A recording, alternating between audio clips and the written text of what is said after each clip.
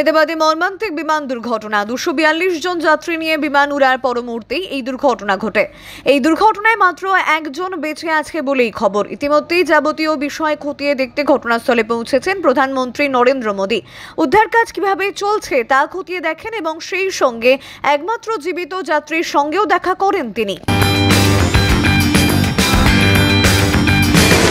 বিধানসভায় নিরাপত্তার আরও কড়াকড়ি। শাসক বিরোধী বিধায়কদের গাড়ি নিয়ে ঢোকার মুখে আটকে চলে তল্লাশি।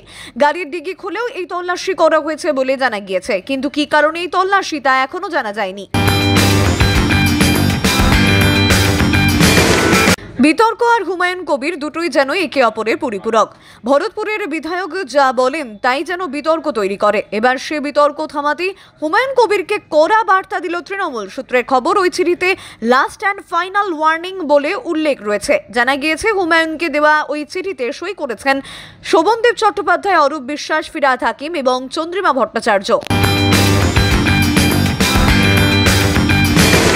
আহমেদাবাদে ভয়াবহ বিমান দুর্ঘটনায় মৃত্যু হয়েছে গুজরাটের প্রাক্তন মুখ্যমন্ত্রী বিজয় রূপানীর। আর এই ঘটনায় শোক প্রকাশ করলেন তার পরিবারেরা। তারা জানান, 1 বছর আগেও কলকাতায় এসেছিলেন দাদা, কত কথা হয়েছিল, একসঙ্গে কত আনন্দ করেছিলাম। দাদার মৃত্যুতে ভেঙে পড়েছে কলকাতা ও হাওড়ার বাসিন্দা আমরা 25টি পরিবার।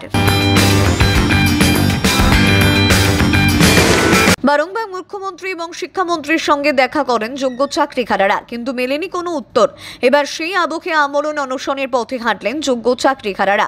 রাত 12টা থেকে হাইকোর্ট নির্ধারিত টেন্টে অন্তত 10 জন শিক্ষকই অনশনে বসেছেন। চাকরিহারারা জানান, চেয়ারম্যানের সঙ্গে কথা হলেও সদিচ্ছার অভাব স্পষ্ট। কোনো সদর্থক বার্তা আসেনি। রিভিউ ফাইল হলেও আশার আলো তারা দেখছেন না। আহমেদাবাদ বিমান দুর্ঘটনায় মৃত্যুর সংখ্যা ক্রমশ বেড়েই চলেছে। এই দুর্ঘটনায় শোকস্তব্ধ গোটা দেশ। সেই পরিস্থিতিতে একাধিক কর্মসূচি বাতিল করল বঙ্গ বিজেপি। বিজেপির রাজ্য সভাপতি সুকান্ত মজুমদার বলেন, আমরা এই ঘটনায় শোকস্তব্ধ। নিহতদের পরিবারের প্রতি সমবেদনা জানাই। এখন রাজনীতির সময় নয়, তাই আপাতত সমস্ত কর্মসূচি বাতিল রাখার সিদ্ধান্ত নেওয়া হয়েছে। রাজ্যের মহিলারা পান লক্ষ্মীর ভান্ডার, অন্যদিকে 60 বছরের বেশি মহিলারা পান বার্ধক্য ভাতা।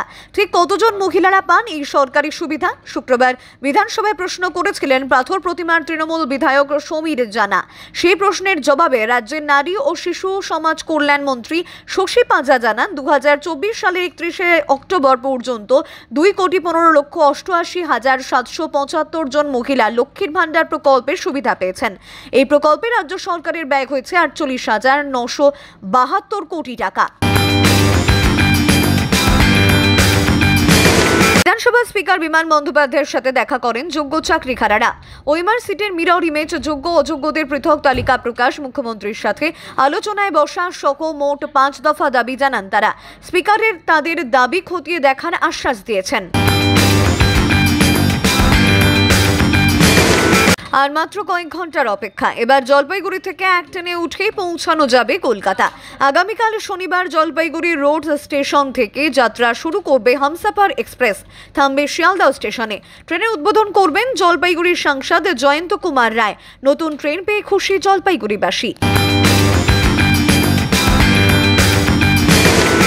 কয়েক মাস আগে হোটেল ভাঙার নির্দেশ দিয়েছিলেন পূর্ব মেদিনীপুরের জেলা শাসক। মুখ্যমন্ত্রী মমতা বন্দ্যোপাধ্যায় সেই নির্দেশ নিয়ে সরব হন। পরে মামলা হয় হাইকোর্টে। শুক্রবার সেই সংক্রান্ত মামলার শুনানি ছিল।